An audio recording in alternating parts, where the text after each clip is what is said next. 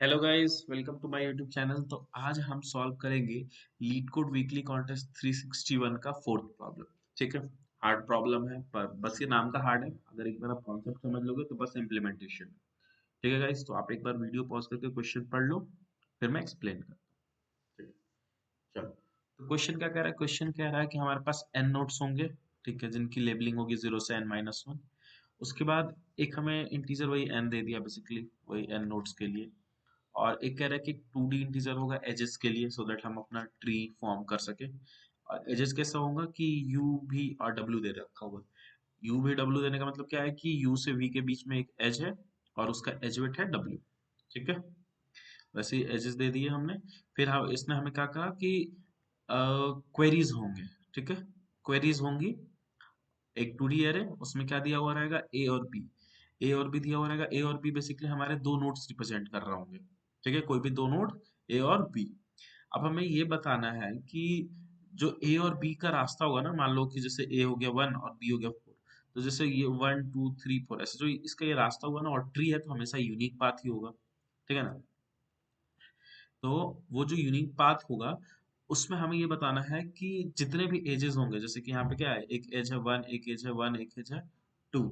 ठीक है, तो टोटल तीन तीन एज है ना। तो हमें क्या करना है, हमें सारे एजेस को इक्वल करना है।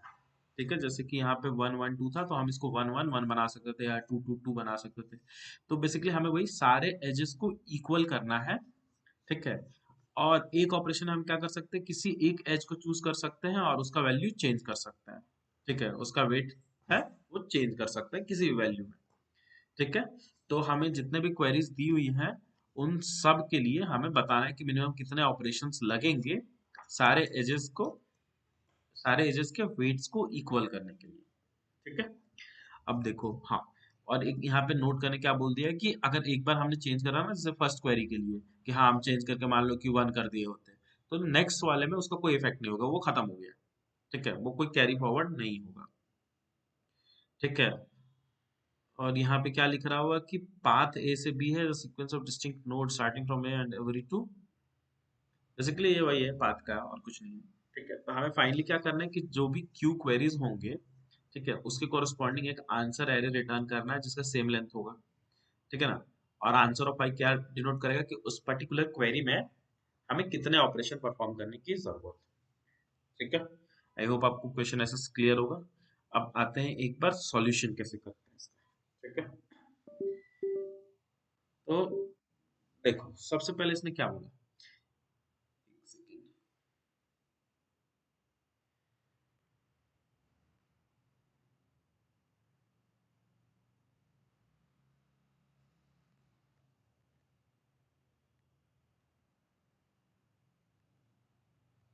एक सेकेंड गाइस, रुक जाओ, कुछ लोड हो रहा है इसका। तो देखो ऐसा समझो कि उसने हमें क्या दे दिया। ठीक है, उसने बोला कि हमारे पास एक ट्री होगा, अनडायरेक्टेड ट्री, जिसमें एजेस होंगे और एजेस के वेट होंगे। ठीक है ना। तो अब हमें बेसिकली कोई भी दो नोड देगा, तो हमें बताना है कि उन दोनों नोड के बीच का जो पाथ है, कोई भी एक ट्री बना लेते हैं सबसे पहले तो। ठीक है, मान लेते हैं एक और ऐसे, और इसमें भी एक ऐसे कर देते हैं, और यहाँ पे एक और। ठीक है, नंबरिंग भी कर देते हैं कि ये हो गया 0 1 2 3 4 5 और 6। ठीक है, तो क्वेरीज हमारा कैसे, कोई भी एक क्वेरी ले लेते हैं, लाइक लेट्स से क्वेरी 0। वो कैसे रहेगा, वो ऐसा रहेगा कि हमें दो नंबर्स दिए रहेंगे, लेट्स से कि 4 और 6 दे दिया। ठीक है, तो 4 और 6 दे दिया तो इसका मतलब क्या है कि ये जो ये वाला पाथ होगा ऐसे। एक सेकेंड में ना कलर चेंज कर देता हूँ पेन का, ताकि दिखे अच्छे से। ठीक है, कि 4 और 6 दे दिया तो जो ये वाला पाथ होगा, और इन सबका वेट भी होगा, लेट्स से इसका 1 है, इसका 2 है, इसका 3 है, ऐसा कुछ। ठीक है, तो 4 से जो भी यहाँ से यहाँ तक का पाथ हुआ, ठीक है, उस पाथ पे जितने भी आए थे उन सारे एजेस को इक्वल करना है। ठीक है, अब देखो सबसे पहला जो नाइव अप्रोच आएगा, तो वो क्या कर सकते हो कि हम हर एक नोड से लाइक 0 से सबका पाथ निकाल लें हम। ठीक है, या तो जब वो बोले तो हम 0 से पाथ कैलकुलेट करें बाकियों का, कि कोई भी जो भी, लेट्स से कि मान लो 4th पे जाना है तो 0 से 4 का पाथ क्या है, फिर उस पाथ पे जितने भी एजेस आए हैं उन सबको इक्वल करें। ठीक है ना।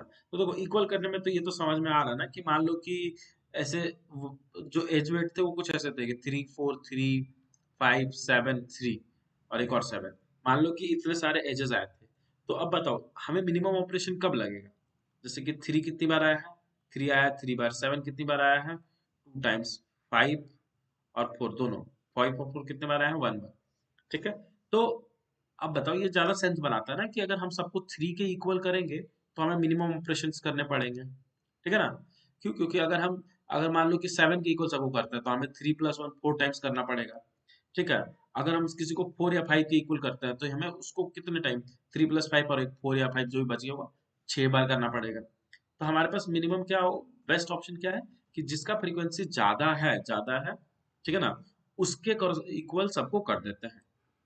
तो यहाँ पे करेंगे तो क्या हो जाएगा, बेसिकली 2 हो जाएगा 7 के लिए, और ये 4 और 5 भी एक एक बार है तो 2 इसका हो गया, तो टोटल 4 बार। ठीक है। तो यहाँ से हमें क्या समझ में आता है कि जितने भी एजवेट्स आएंगे, तो जिसका फ्रीक्वेंसी मैक्सिमम होगा हम बाकी सबको उसी के इक्वल कर देंगे। ठीक है। चलो आई होप आपको ये चीज क्लियर होगा। ठीक है ना। तो हमारा सबसे पहला ऑब्जर्वेशन क्या होता है, हमारा सबसे पहला ऑब्जर्वेशन क्या है, हम यहाँ पे ऑब्जर्वेशंस लिख देते हैं कि हमारा ऑब्जर्वेशंस है क्या। ठीक है। तो पहला ऑब्जर्वेशन क्या हुआ कि find maximum frequency of edge weight of given एजवेट्स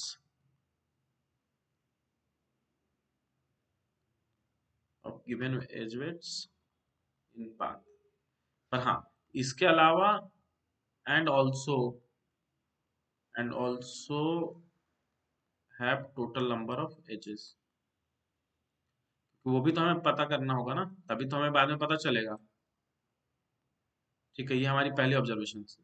जैसे कि यहाँ पे हमने जो लिखा था कि 3 अगर आया है 3 बार, 7 आया है 2 बार, तो हमें ये पता होना चाहिए ना कि टोटल नंबर ऑफ एजेस कितने हैं, तभी तो हम उन सबको सीधा सीधा सब्ट्रैक्ट कर सकते हैं। मान लो कि टोटल m एजेस थे और मुझे पता हाईएस्ट की फ्रीक्वेंसी 3 है, तो m - 3 चेंजेस करने पड़ेंगे मुझे। ठीक है ना। आई होप आपको यहाँ तक क्लियर होगा। ठीक है। अब देखो, अब एक बार जाके कंस्ट्रेंट देखोगे तो कंस्ट्रेंट क्या है कि जो q की वैल्यू है, हाँ, जो q है वो 2 × 10⁴ है। तो हम ऐसा कुछ q स्क्वायर टाइप का तो ऐसा निकाल नहीं सकते हैं। तो इसका मतलब क्या हुआ कि हम हर एक एज के लिए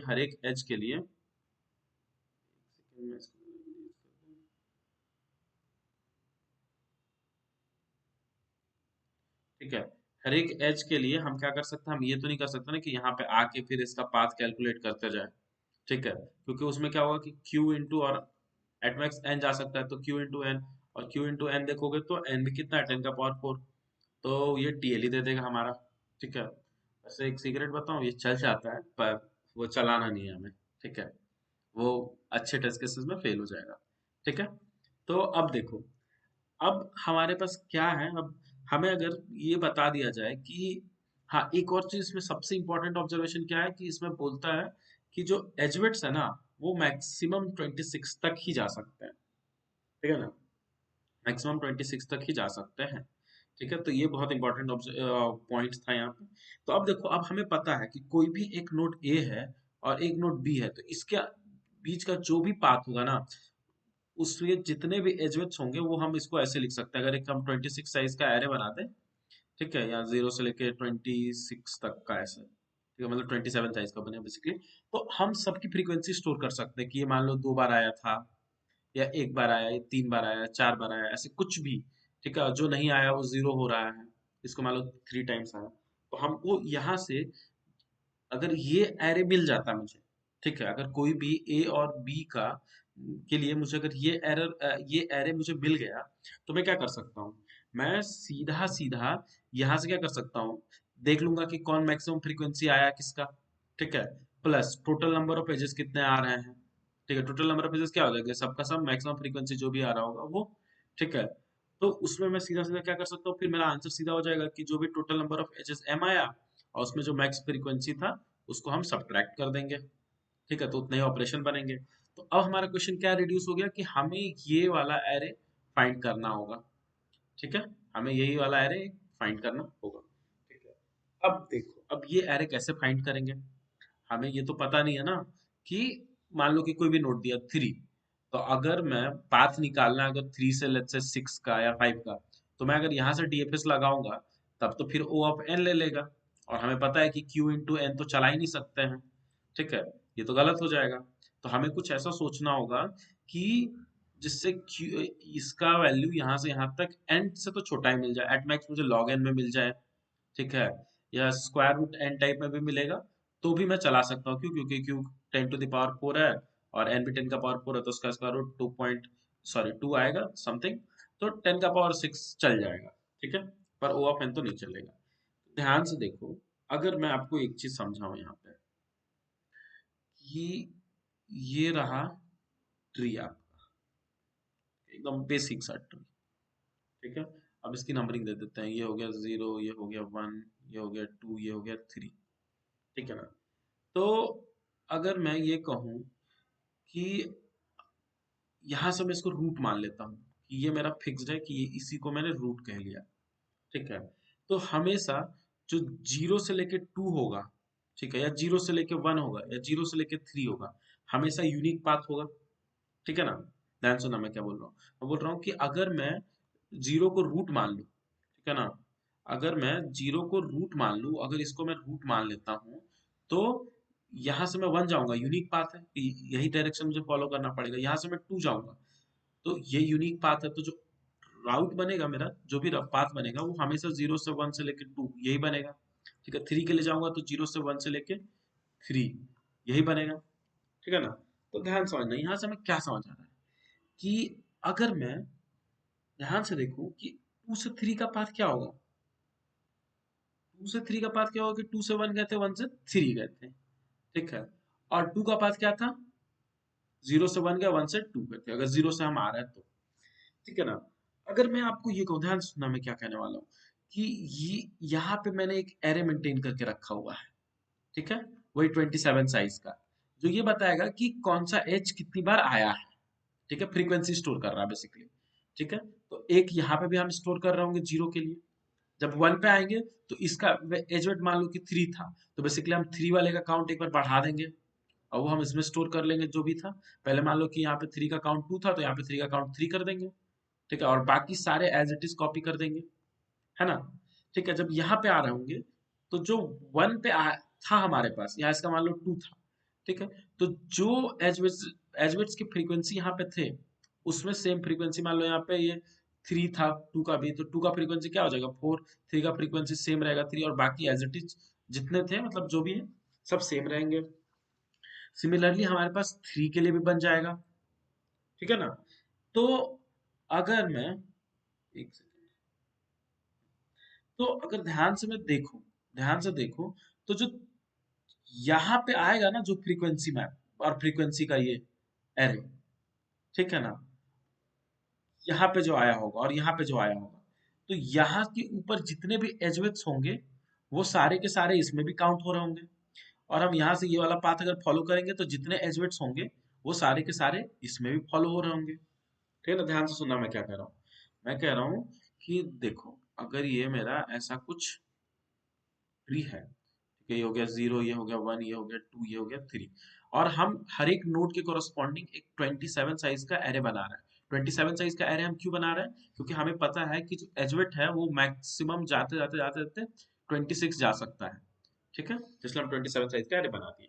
और ये एरे स्टोर क्या करता है, कि एकदम रूट से सारे नंबर्स कितनी बार आए हुए हैं, सारे नंबर्स में से कि एजवेट्स उनकी फ्रीक्वेंसी। तो देखो, जब मैं ये 0 पे रहूंगा, ठीक है, एकदम ये इसी यही रूट है हमारा, ठीक है, तो सारे नंबर्स कितने होंगे, 0 होंगे। अगर इसका एजवेट मान लो 2 है, इसका 3 है, इसका 4 है, ऐसा कुछ, या इसका भी मान लेते हैं हम 2 ही है, ठीक है। तो जब मैं 1 पे आऊंगा, तो 1 के लिए जो एरे बनेगा, तो वो क्या होगा, कि जो प्रीवियस एरे था, ठीक है ना, 0 के लिए, उसमें 1 का काउंट 1 से इंक्रीज हो जाएगा, तो हम 1 का काउंट यहाँ पे पहले 0 था, 1 कर दिए, और बाकी एज इट इज कॉपी कर देंगे, ठीक है। सॉरी, 2 था ना यहाँ पे, तो 2 का काउंट उसमें नहीं, सॉरी यहाँ नहीं, ये 2 का काउंट 1 कर देंगे, ठीक है, और बाकी एज इट इज जो था वो रहने देंगे। उसके बाद सिमिलरली मान लो यहाँ से 2 पे गए, तो जो 1 के जो फ्रीक्वेंसी एरे था, उसमें क्या, ये जो 3 का फ्रीक्वेंसी होगा वो एक बार हम इंक्रीज कर देंगे, और एज इट इज बाकी एरे कॉपी कर देंगे, ठीक है। तो जैसे 2 का 1 हो गया, 3 का भी 1 हो गया, बाकी सारे 0 होंगे। और यहाँ पे क्या हो जाएगा, इसके लिए आएंगे तो जो टू का फ्रीक्वेंसी पहले था क्या था, वन था, तो वो टू हो जाएगा और बाकी एज इट इज जो जीरो थे वो सारे जीरो ही रह जाएंगे। ठीक है ना, ये आपको क्लियर होगा। तो अब देखो, अगर मैं ये कहूँ कि टू से लेकर थ्री तक का एज क्या है, तो आप सीधा सीधा समझो कि यहां से यहां तक जितने एजेस होंगे वो टू के लिए भी आए होंगे। ठीक है ना, एक सेकंड में कलर चेंज कर देता हूँ ताकि इजिली विजिबल हो। ठीक है ना, कि यहां से यहां तक, यहां से यहां तक जितने भी एजेस होंगे वो टू में भी काउंट हो रहे होंगे और वो थ्री में भी काउंट हो रहे होंगे। ठीक है ना, तो मैं क्या करूंगा कि यहां से यहां तक के जितने एजेस हैं उन सब की फ्रीक्वेंसी, अगर मुझे यहां से यहां तक पता है, मतलब मुझे पता है कि बस एक नंबर के ले लेते हैं। ठीक है, कि मान लो कि एजवेट 17 वाला जब टू पे जा रहा है तो तीन बार आया था। ठीक है, और जब थ्री पे गए तो ये टोटल एजवेट 17 वाला थ्री टाइम्स आया, यहाँ पे फोर टाइम्स आया मान लो। ठीक है, मान लेते हैं फोर टाइम्स आया। और जब वन पे थे तो ये 17 वाला टू टाइम्स था। तो इसका मतलब क्या है कि जब हम ऊपर से आए थे तो वन पे, तो यहाँ पे 17 वाला पहले से ही दो बार आ चुका था। यहाँ पे गए तो 17 वाला का कितना हो गया, 17 वाले का काउंट हो गया तीन। और जब इधर गए हम थर्ड पे, तो यहाँ पे 17 का काउंट कितना हो गया, फोर। तो इसका मतलब कि जब मैं यहाँ से यहाँ जाऊंगा, ठीक है, तो सबसे पहला बात मुझे इस थ्री में से ये वाला 17 का काउंट माइनस करना पड़ेगा। वो मुझे ये वाला काउंट दे देगा। ठीक है ना, ये वाला काउंट दे देगा कि यहाँ से यहाँ तक में कितनी बार 17 आया है। ठीक है, सिमिलरली अगर मैं इसके काउंट में से 17 के काउंट में से ये वाला वापस माइनस कर दूं तो मुझे इसका वाला काउंट मिल जाएगा। ठीक है ना, ठीक है, ध्यान से सुनना मैं क्या बोल रहा हूँ। मैं बोल रहा हूँ कि अगर टू का कोई भी एक एजमेट लेते हैं, ठीक है, मतलब टू पे हमारे पास क्या होगा, एक ये 27 साइज का एरे होगा, तो कोई भी एक एजमेट ले लिए, ठीक है, लेट्स से फाइव ही ले लिए, फोर ही ले लिए, कुछ भी ले लिए। तो अगर हम फाइव के काउंट में से वन पे जब थे या ठीक है ना, वन पे जब थे तो इसका फाइव का काउंट माइनस कर देंगे तो मुझे ये मिल जाएगा ना कि इस वन से लेकर इस टू के बीच में फाइव कितनी बार आया है। ठीक है, और सेम चीज मुझे थ्री के लिए भी मिल जाएगी। अब ध्यान से एक ऑब्जर्वेशन और देखोगे तो हम एलसीए लेंगे, अगर ये ऐसा कुछ रहता, मान लो ऐसा कुछ ये रहता, ठीक है, और मुझे अगर सब्ट्रैक्ट करना होता तो मैं क्या करता, कि जैसे मान लो कि मुझे ये वाला नोट चाहिए, कि मुझे ये वाला नोट सेलेक्ट करना है और ये वाला नोट सेलेक्ट करना है। तो देखो, यहां से अगर हम स्टार्ट करेंगे, इसका पाथ ऐसे जाएगा यहां तक, ठीक है, और इसका पाथ कैसे आएगा, ऐसे आएगा।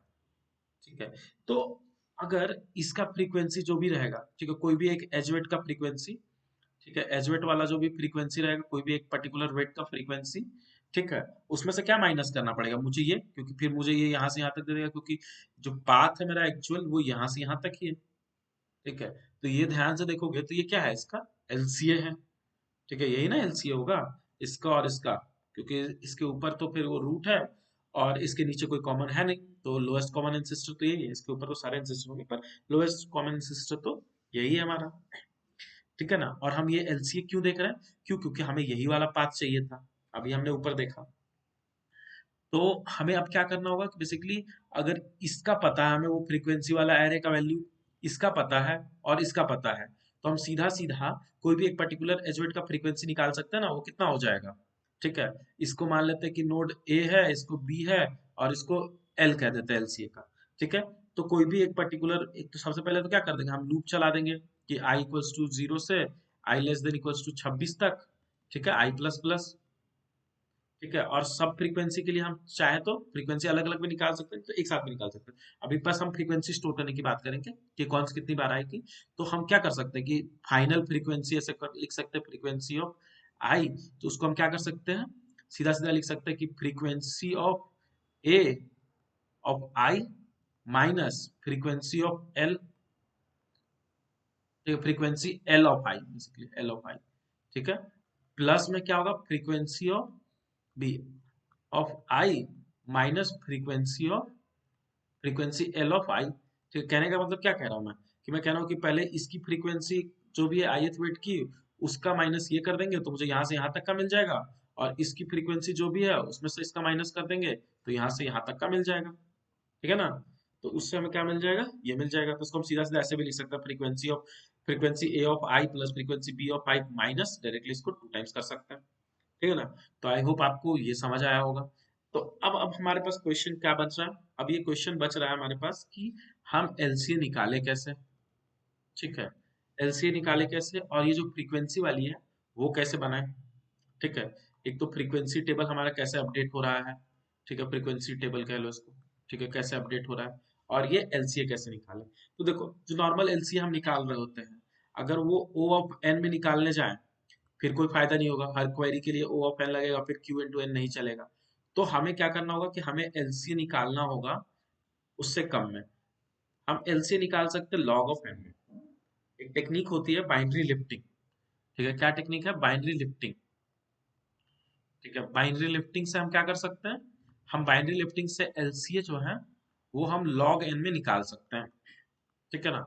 मैं अभी यहाँ पे ओवरव्यू दे दे रहा हूँ बाइनरी लिफ्टिंग का, पर अगर आपको ऐसे डेडिकेटेड वीडियो चाहिए कि एलसीए हम बाइनरी लिफ्टिंग से कैसे निकालते हैं, तो उसके लिए मैं अलग से एक वीडियो बना दूंगा, आप कमेंट सेक्शन में बता देना।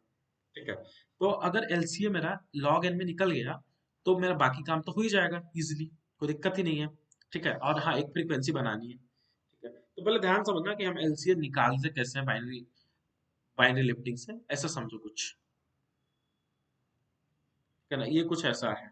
ये मेरा बेस नोड हो गया एकदम से, रू और ये रूट कह लो या टॉप कह लो जो भी है। अगर इसका मैं देखो फर्स्ट पेरेंट और फर्स्ट एंसेस्टर, तो कौन हो गया, ये हो गया।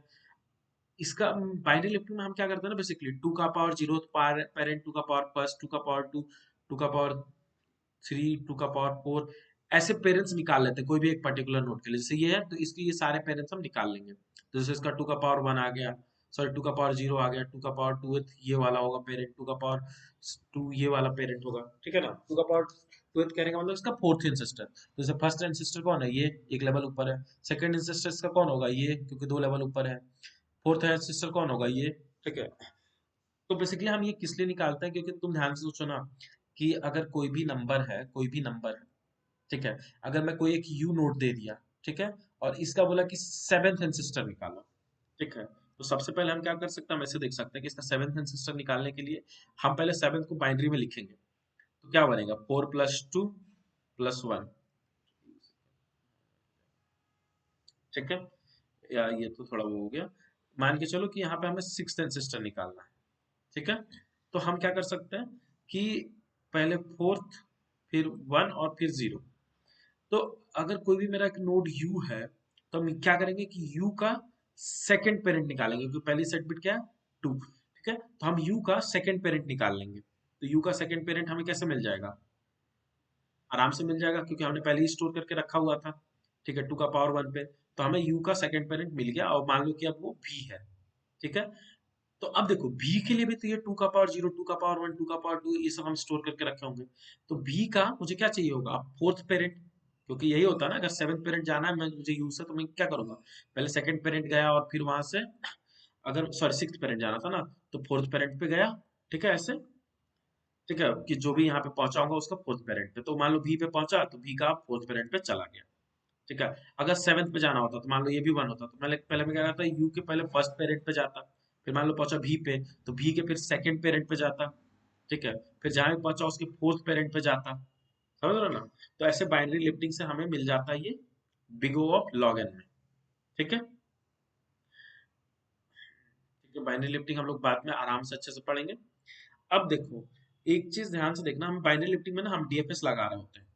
ठीक है, बाइनरी लिफ्टिंग में हम डीएफएस लगा रहे होते हैं।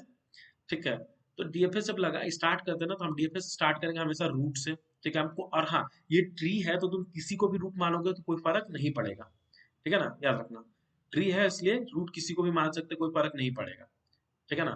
तो अब हमने रूट से स्टार्ट करा, तो अब ये देखो, हमेशा ये अगर पेरेंट है, ठीक है, तुम जब पेरेंट से चाइल्ड पे जाओगे, ठीक है, तो पेरेंट से चाइल्ड के बीच में एक ही एजवेट आएगा। ठीक है ना। और तो हम मान लेते हैं कि जो मेरा प्रीवियस एरे था, हमको सिंपली सिंपली उस वाले प्रीवियस एरे में जो एजवेट आ रहा है, ठीक है, जो एजवेट आया, ठीक है, उसको हम प्लस प्लस कर देंगे, तो इसके लिए मुझे मिल जाएगा।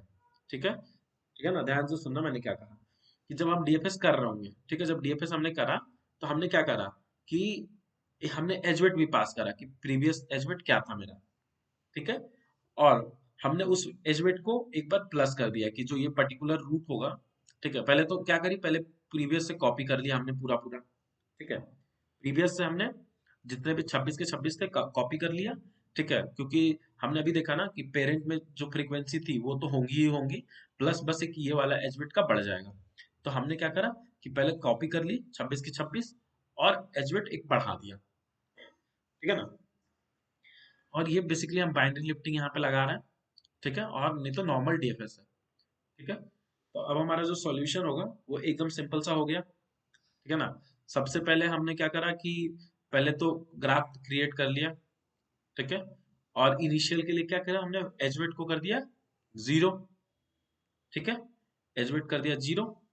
उसके बाद हमने डीएफएस चालू कर दिया जिसमें रूट को हमने 0 को ही रूट मान लिया, और इनिशियल एज वेट हम कुछ नहीं था इसलिए हमने 0 पास कर दिया, कोई फर्क पड़ेगा नहीं क्योंकि एज वेट हमेशा ग्रेटर देन 1 है, ठीक है ना। तो 0 हम डाल भी देंगे तो कोई फर्क नहीं पड़ेगा, लास्ट में हम, ठीक है, उसको इग्नोर कर सकते हैं, वैसे होगा ही नहीं वो, ठीक है। तो अब देखो, अब जैसे ये हो गया, हाँ, अब हमारा डीएफएस कैलकुलेट हो गया, ठीक है। डीएफएस कैलकुलेट होने का मतलब क्या है कि अब हम ऐसे स्टेट में हैं कि एलसीए हम लॉग एन में निकाल सकते हैं, ठीक है। तो जब हमने क्वेरी चलाई तो हमने पहले एलसीए निकाला, ठीक है, गेट एलसीए से। गेट एलसीए फंक्शन क्या कर रहा होता है कि वही जो हमने बाइनरी लिफ्टिंग के लिए प्री कंप्यूट करा था उसको यूज करके यहाँ पे एलसीए निकाल के हमें दे दे रहा है, ठीक है, लॉग एन में। तो अब जब हमारे पास एलसीए आ गया तो हमने क्या किया 26 साइज का लूप चलाया और हमने देख लिया कि टोटल सम कितना आ रहा है। टोटल सम कहने का मतलब क्या है कि नंबर ऑफ एजेस कितने हो रहे हैं और उसमें मैक्सिमम फ्रीक्वेंसी कितनी जा रही है, ठीक है। तो ये देखो ये बेसिकली क्या था कि ए माइनस ये करते थे कि वेट ऑफ एलसीए का आई, ठीक है, B minus weight of LCA का आई, तो वही यहाँ पे ट्वाइस कर दिया मैंने, ठीक है। तो फाइनली जो एक बार ये जब लूप कंप्लीट हो जाएगा तो जो टोटल सम होगा उसमें हम एम एक्स माइनस कर देंगे, तो वही इस पर्टिकुलर क्वेरी के लिए हमारा आंसर हो जाएगा, ठीक है। तो आंसर में हमने वही पुश बैक कर दिया है और फाइनली आंसर को हम रिटर्न कर दिए, ठीक है। तो आई होप आपको सॉल्यूशन समझ आया होगा। और ये जो एलसीए वाला पार्ट है कि एलसीए हम कैसे निकाल रहे हैं लॉगिन में, मैं इसके लिए सीपी एल्गोरिदम का रेफरेंस भी डाल दूंगा, ठीक है, और आप बोलोगे तो मैं इसकी एक वीडियो भी बना दूंगा, ठीक है। आई होप आपको ये वीडियो समझ आई होगी। आपको कोई भी डाउट हो आप कमेंट सेक्शन में जरूर पूछना, ठीक है गाइस, थैंक यू।